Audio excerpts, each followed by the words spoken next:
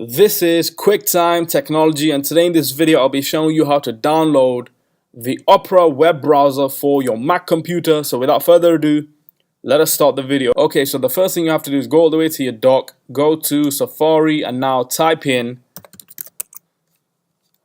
Opera download for Mac, and then click this link. And now it says Opera browser for Mac. Click on download now.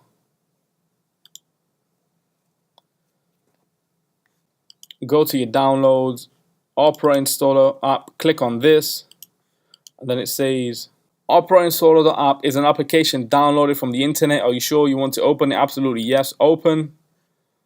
And now this is what you see on the screen. Click on install. It says thank you for choosing Opera. We are going to need a few moments to set everything up, so it's downloading.